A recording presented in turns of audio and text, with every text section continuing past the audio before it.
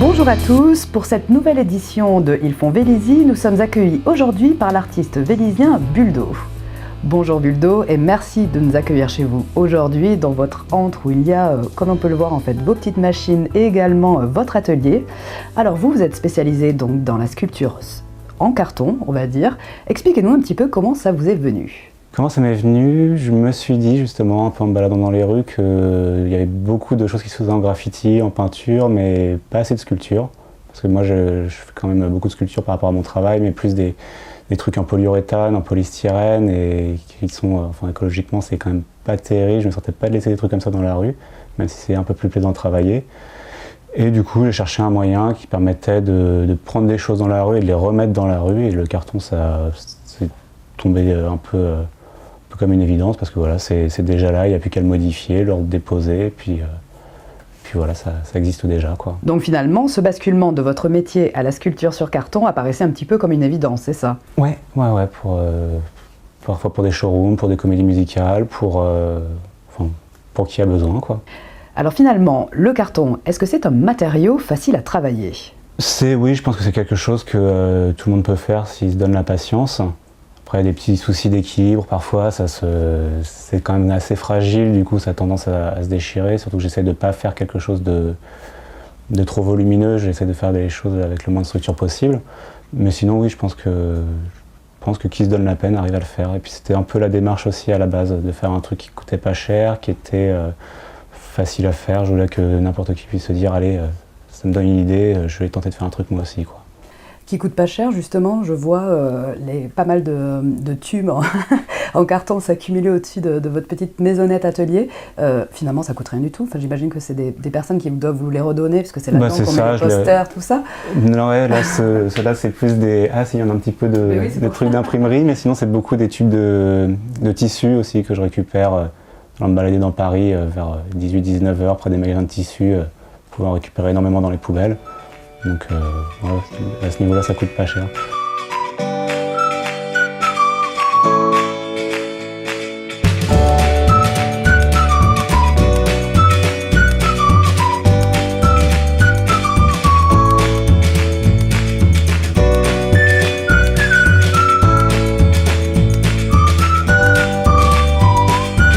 Buldo, où trouvez-vous, ou du moins où puisez-vous votre inspiration? Alors, ça me...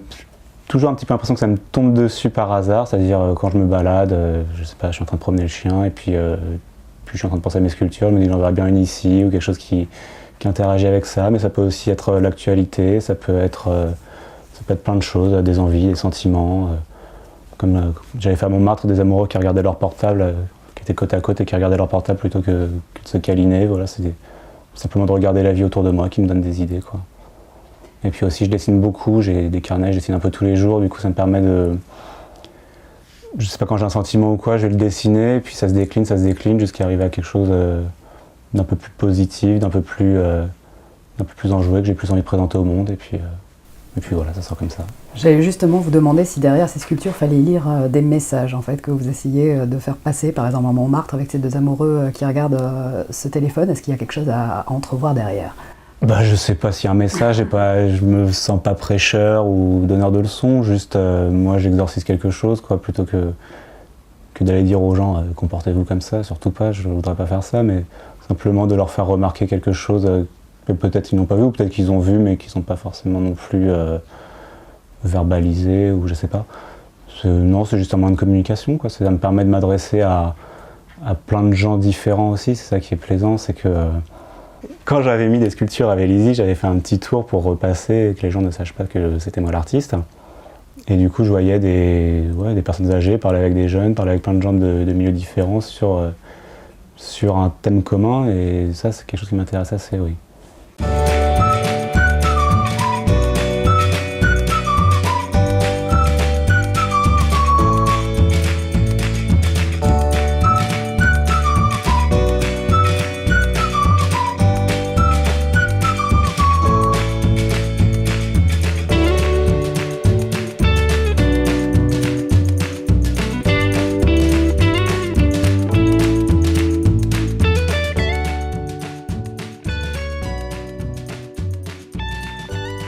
Cela m'amène justement à vous demander comment est un petit peu perçu votre art par ceux qui le découvrent au hasard de leur quotidien, de leur balade. J'ai plutôt des retours très positifs de manière générale sur les gens qui sont en train de regarder ça justement. Il y a un jour sur les Champs-Élysées, il y a un monsieur qui est venu m'interpeller.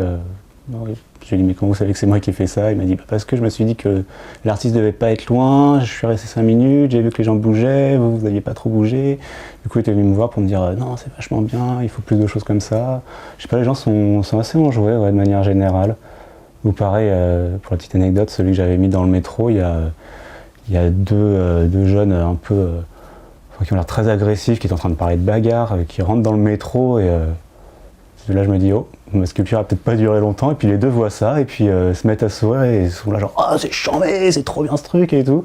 Donc ouais, à chaque fois ça déclenche des trucs positifs quoi, c'est assez plaisant. Et donc au final ça a l'air de rassembler quand même plutôt, toute catégorie de public et d'âge. Ouais, je m'attendais pas à ça, moi je m'attendais vraiment à ce que les gens les détruisent, je n'étais pas grand espoir là-dedans et en fait non, il y a vraiment une bienveillance. Ou sur la place de la République, en suivant après par Instagram, j'ai vu un peu l'évolution de la sculpture au fil de la journée. J'ai vu qu'à un moment il y a un bras qui est tombé et que plus tard dans la journée des gens ont remis le bras à peu près en place, donc ouais, vraiment une bienveillance que je soupçonnais pas finalement.